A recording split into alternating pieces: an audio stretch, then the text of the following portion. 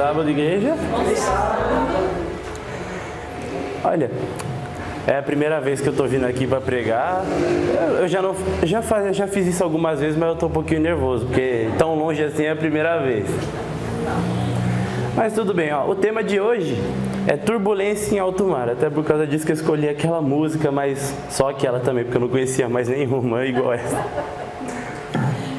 Eu vou começar aqui, antes de qualquer coisa, vamos abrir a Bíblia lá em Jonas 1. Então eu vou ler aqui, Jonas 1 ao 5, 1 ao 5. A palavra do Senhor veio a Jonas, filho de Amitai, dizendo: Levante-se, vá para a grande cidade de Nínive e pregue contra ela, porque a sua maldade subiu até a minha presença. Jonas se levantou, mas para fugir da presença do Senhor. Para Tarsis desceu a Jope e encontrou um navio que ia para Tarsis. Pegou a passagem e entrou no barco para ir para Tarsis e eles para longe da presença do Senhor. Mas o Senhor lançou sobre ele um mar forte, vento, e levantou-se uma tempestade tão violenta que parecia que o navio estava a ponto de se despedaçar.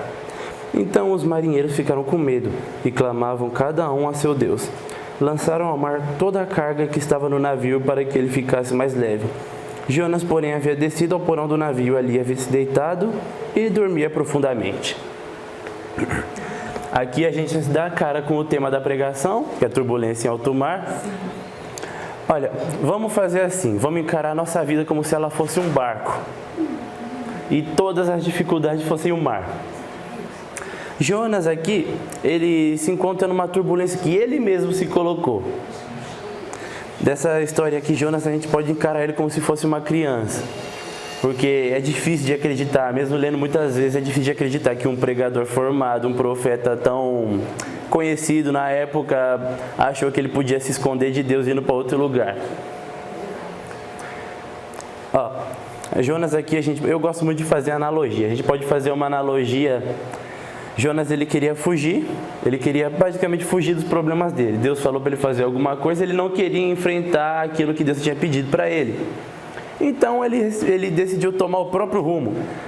Deus, a gente pode ver como se ele fosse o capitão do nosso barco, o capitão da nossa vida. Ele queria tomar o rumo da própria vida e acabou dando o que deu. Ele tirou Deus do lugar e acabou agarrando o leme do barco. E não deu muito certo para ele, tanto que ele foi jogado ao mar. Ele sabia que ele estava errado. Toda a atitude que ele toma na história, ele faz com consciência. Mesmo sabendo que estava errado, ele sabia que ele estava errando. É igual os amigos meus aí que tem no clube. Eles falam as coisas, mas eles sabem que estão errados e faz. Tanto que várias citações de Ellen White eu conheço por causa deles. Eles citam para mim, só que eles fazem o errado logo em seguida, sabendo que está errado. E com Jonas não foi diferente, tanto que ele acabou na barriga do peixe, e quando ele se arrependeu, ele entendeu. Ele já tinha entendido há muito tempo que estava errado, mas quando ele se arrependeu não foi um arrependimento total, porque quando ele chegou lá, ele ainda fez mais coisas erradas ainda. Tanto que teve a continuação da história, que a gente vai lá para Jonas 4 agora.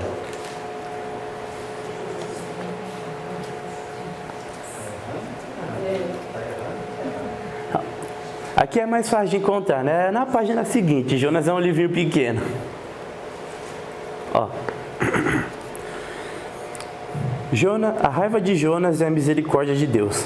Mas Jonas ficou muito aborrecido e com raiva. Ele orou ao Senhor e disse: Ah, Senhor, não foi isso que eu disse. Estando ainda na minha terra, por isso me adiantei fugindo para Tarsis, pois sabia que tu és Deus bondoso e compassivo, tardio em irar-se e grande misericórdia. E que mudas de ideia quanto ao mal que anunciaste. Agora, Senhor, peço que me tires a vida, porque para mim é melhor morrer do que viver. E o Senhor disse: Você acha que é razoável essa sua raiva? Então Jonas saiu da cidade e sentou-se no lugar a leste da mesma. Ali construiu um abrigo, sentou-se na sombra para ver o que acontecia com a cidade.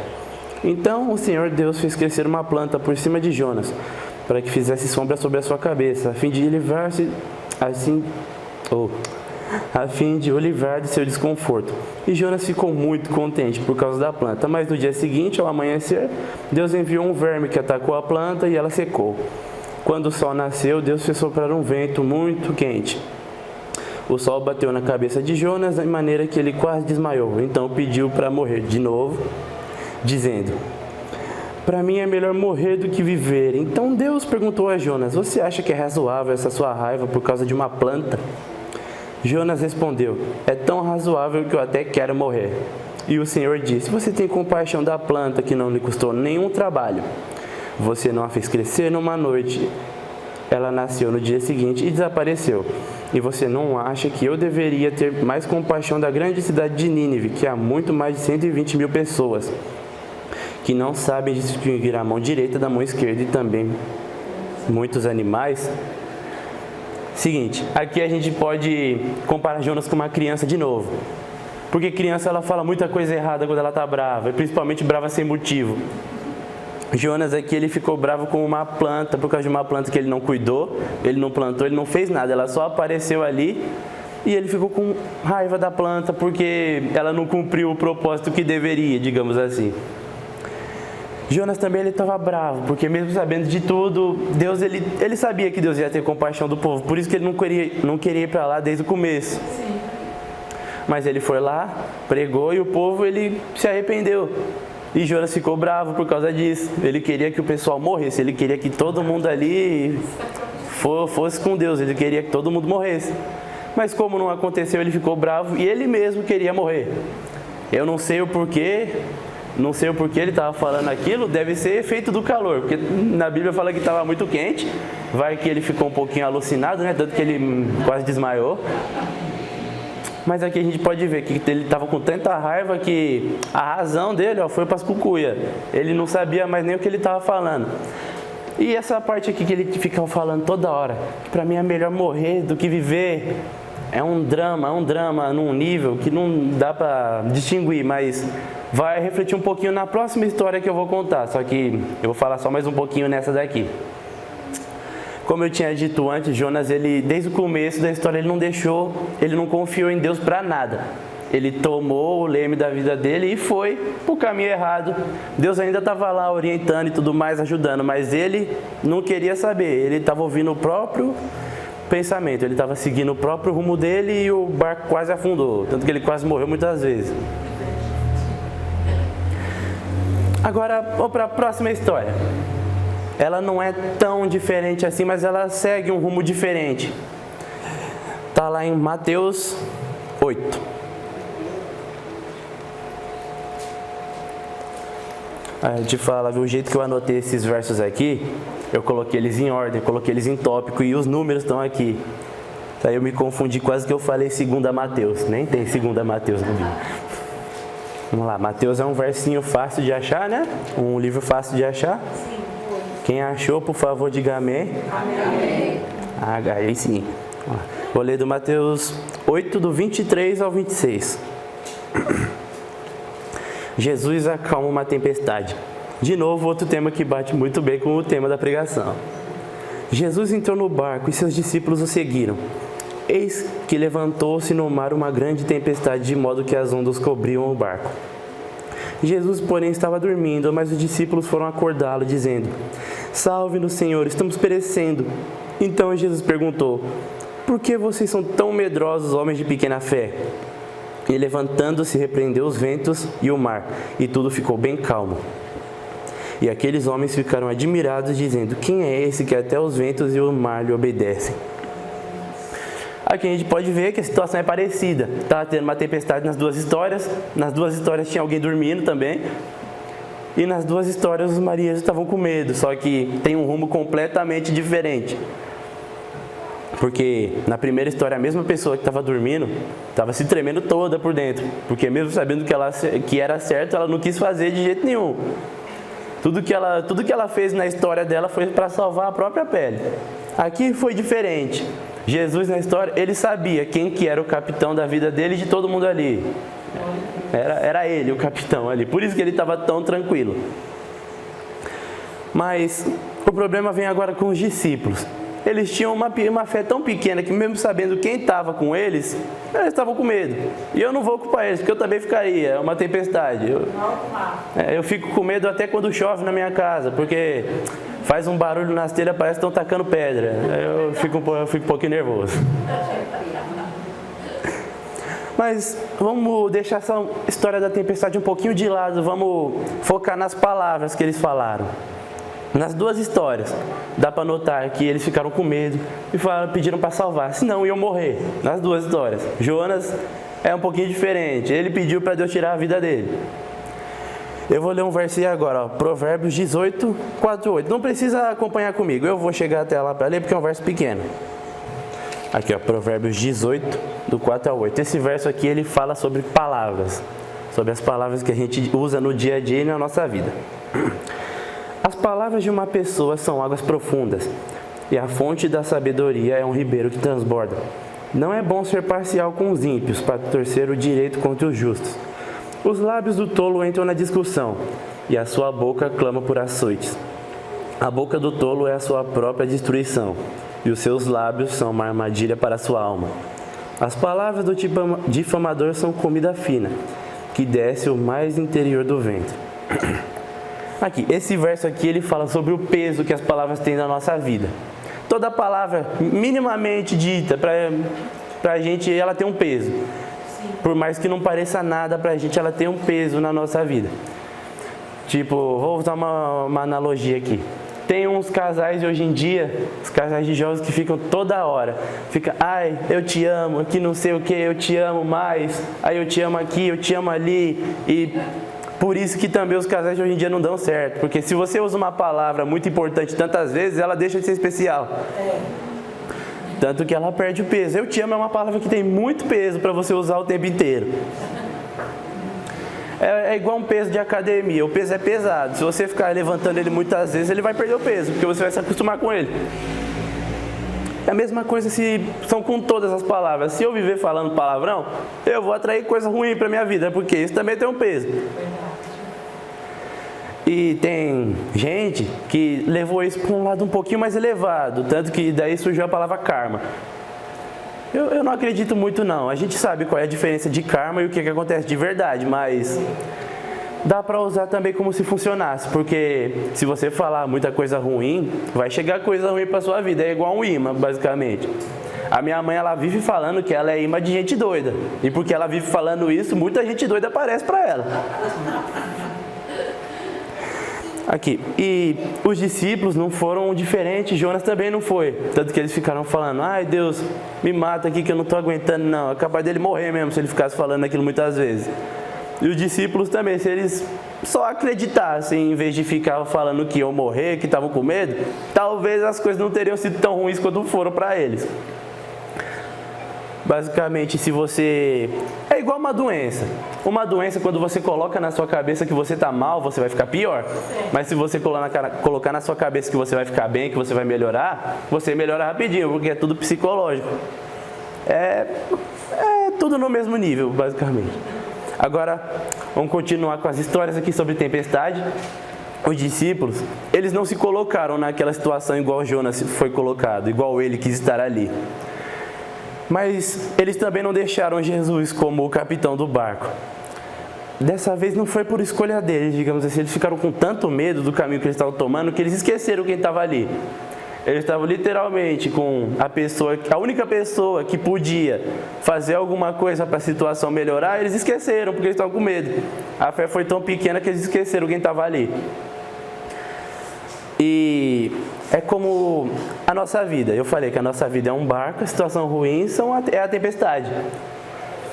Aqui a gente pode levar como se fosse aquela situação de nervosismo que a gente passa. Oxe. Obrigado. A gente pode levar essa parte da vida como se fosse situação de nervosismo, como se a gente fosse apresentar um trabalho, ou se a gente estivesse muito atarefado. Quando a gente está muito apertado, a gente esquece do que realmente importa. Nós mesmos tenta pensar no que fazer, a gente tenta tomar o rumo do que fazer. E não é por mal. A gente se estressa e a gente pensa no que fazer. A gente esquece do que realmente é importante. E com a história deles não foi diferente. Eles esqueceram que Jesus estava ali. Eles sabiam também que Jesus era o Salvador, por isso que eles estavam seguindo ele. Sim. Eles não estavam com Jesus há pouco tempo, já viram ele fazendo muitas coisas até ali. Mas o medo foi tanto que eles esqueceram, deu branco, não lembraram de tudo isso na hora. Agora, a última história que eu vou ler hoje Vamos lá para Mateus de novo? Mateus 14, do 22 ao 36. Beber água aqui, né? Última pregação que eu fui fazer, eu fiquei tossindo a pregação inteira, porque o tempo tinha virado. Aí a pregação que era para ter 15 minutos, teve 30, só deu tossindo. Aí tudo bem, vamos ler aqui, Mateus 14, 22 e 36. Jesus anda sobre o mar. Logo a seguir, Jesus fez com que os seus discípulos entrassem no barco e fossem diante dele para o outro lado. Oi? Onde que eu parei? Que essa letrinha é muito pequena. Foi-te adiante para o outro lado, enquanto ele se despedia às multidões. E tendo despedido as multidões, ele subiu ao monte, e assim foi orar sozinho. Ao cair da tarde, lá estava ele só. Entretanto, o barco já estava longe, a uma boa distância da terra açoitada pelas ondas, porque o vento era contrário. De madrugada, Jesus foi até onde eles estavam, andando sobre o mar. Eu sempre me assustei nessa Bíblia, porque ela descreve essas coisas com uma naturalidade incrível.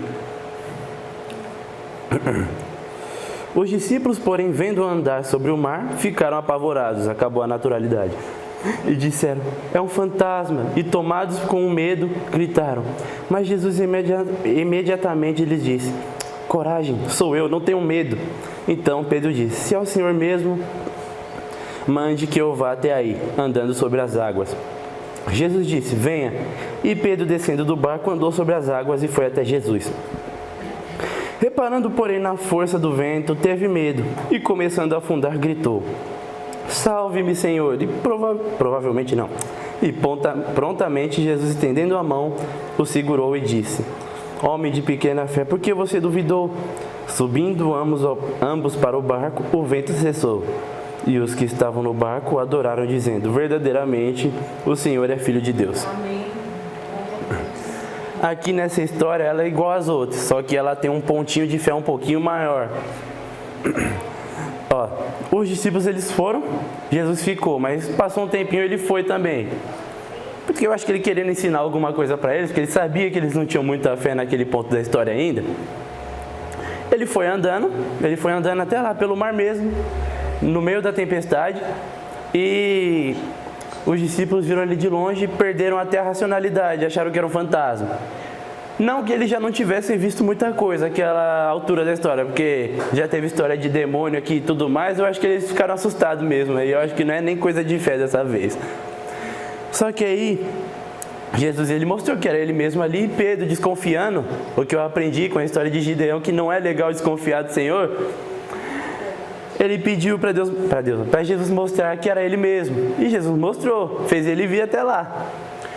Nessa hora, Pedro, ele colocou Jesus no leme da vida dele. Ele deixou Jesus tomar o rumo por um tempo, até que ele olhou para o lado, ficou com medo e ele começou a afundar. Aqui a gente vê o que acontece quando a gente coloca Deus no rumo da nossa vida, deixa ele seguir o rumo. A gente consegue subir pelas águas, a gente consegue passar na tempestade, mas se a gente vacilar, a gente afunda.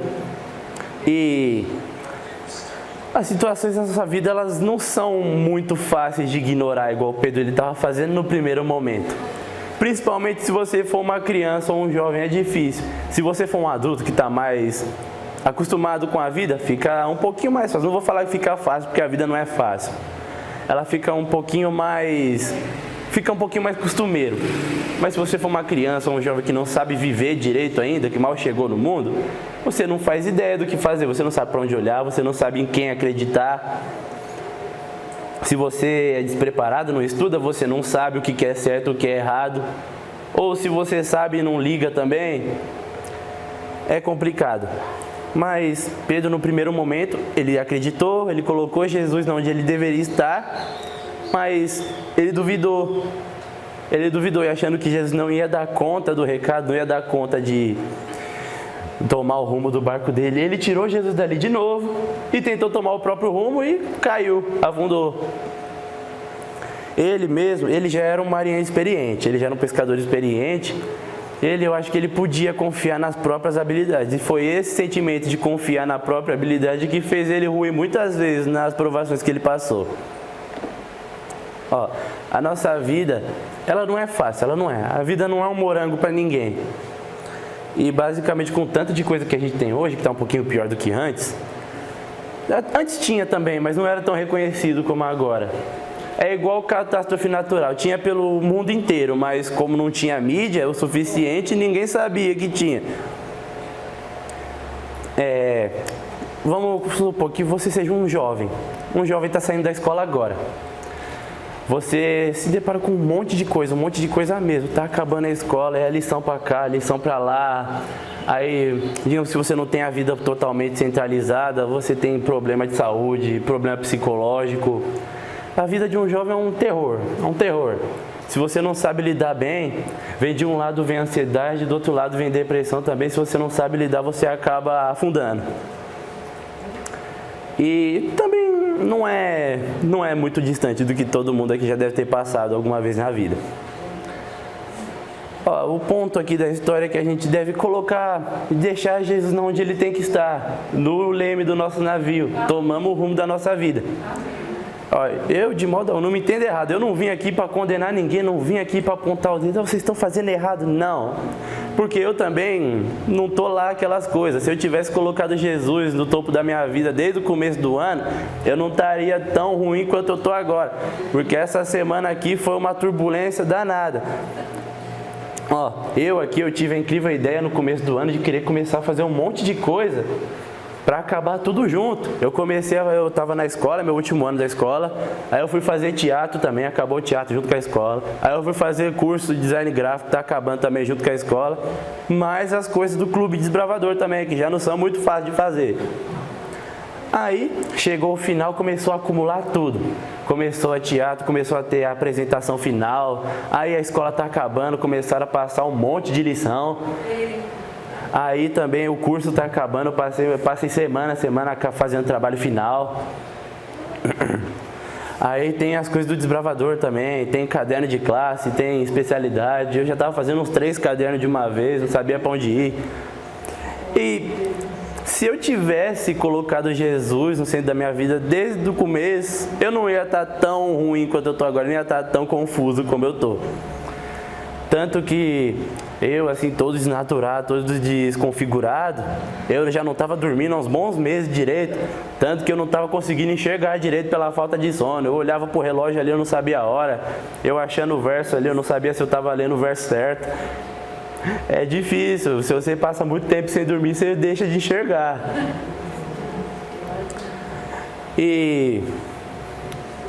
Mas se você faz minimamente isso uma vez no dia, você percebe a diferença.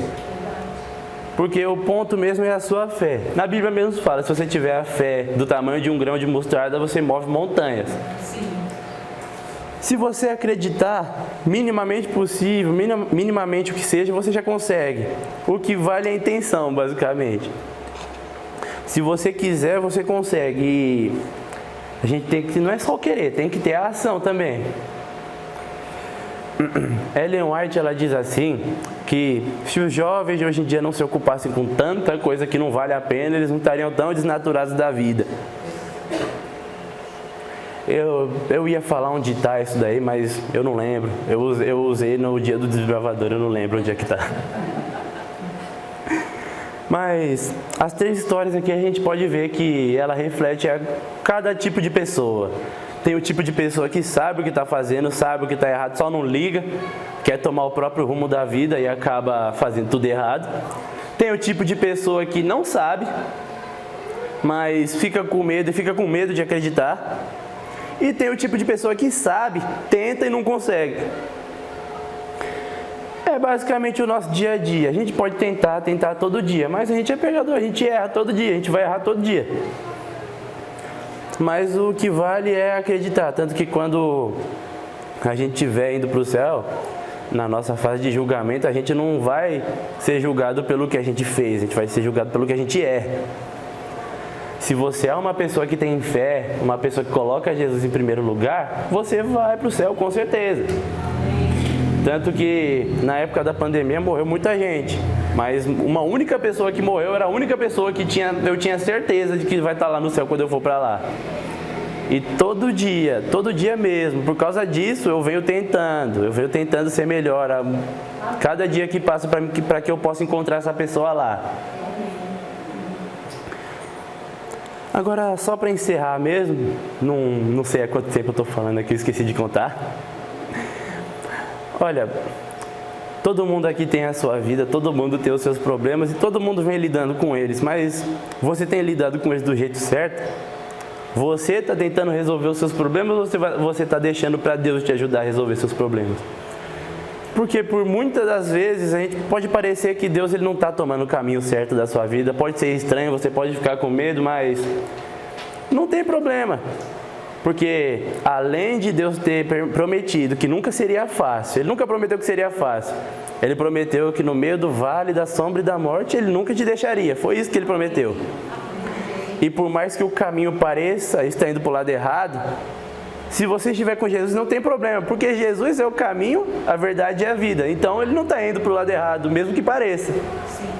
Então, o importante é você não tomar o rumo da sua vida. Deixar que Deus tome por você e vai dar certo. Amém. Amém.